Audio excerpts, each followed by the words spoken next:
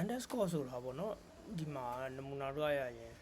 ကိုတို့ကဒီမှာပါချေနှစ်ဆောင်အဝယ်ရှိရပေါ့နော်အဝယ်ရှိတယ်ဒီမှာဆိုရင်ဒီ receipt ပေါ့နော်ဒီကောင်တွေကိုတို့ကလက်ခံထားပါတော့အာရှလိုက်ချီပေါ့အာရှလိုက်ချီရှိမယ်ဒီတစ်ဆောင်ရောပြီးတော့မှဒီမှာနော် 2 spicy ပေါ့နော်2 spicy ဒီကောင်တွေရှိမယ်ဒါတွေညီတို့ကထားပါဒီနှစ်ဆောင်ဝယ်ထားတယ်ပဲဆိုပါတော့အဲ့ဒီနှစ်ဆောင်အတွက်ကိုတိတ်စိပေးရတယ်ဆိုလို့ရှိရင်ကိုတို့ကဘယ်မှာသွင်းမှလဲဆိုတော့နော်ဒီမှာအကောင့်လေးပေါ့နော်အကောင့်လေးနဲ့ကိုသွားမယ်အကောင့်လေးတွေကမှကိုတို့ဘယ်ထဲရလဲဆိုတော့ဒီ banner ထဲရပေါ့နော် banner ထဲကနေကိုတို့ဘာလုပ်မလဲဆိုတော့ဘေးဖွင့်မယ် new ခေါ်လိုက်မယ်ဒီနေရာမှာဒီ banner မှာじゃတကယ်ညီတို့ပေးရတဲ့ထားပါတော့ဒီ transportation logistic ပေါ့နော်ဒါပါတော့ GGEHPRSS နမူနာပေါ့နော်ဒီတည်ပေးတဲ့သူကိုပေးရတယ်ပေါ့အဲ့ချိန်မှာကိုတို့ကထည့်လိုက်မယ်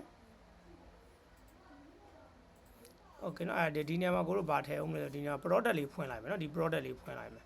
ဖွင့်ပြီးတော့မှဒီမှာ TRANS transportation ဆိုတဲ့ကောင်လေးထည့်လိုက်မယ်နော် transportation ပေါ့အဲ့မှာညီပေးရတာကထားပါတော့အဲ့ဘောင်ချာနှစ်ဆောင်အတွက်ကိုထားပါတော့ညီက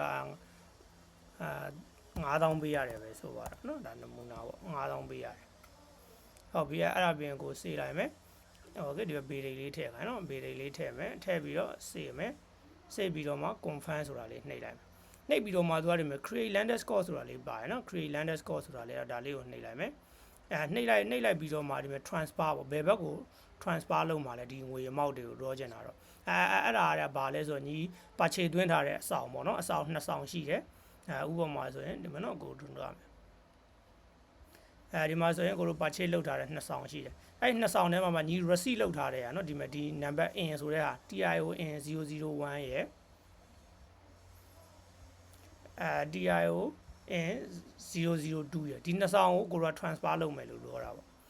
အဲ့ဒါဆိုလို့ရှိရင်ကိုတို့ဒီ2ဆောင်ကို transfer လုပ်မယ်ဆိုပြီးဒီမှာအဲ့2ဆောင်ကိုတို့ကလာထည့်လိုက်မယ်နော်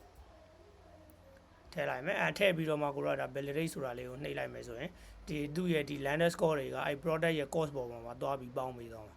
နော်အဲ့လိုပုံစံစရင်းသွင်းရမှာပေါ့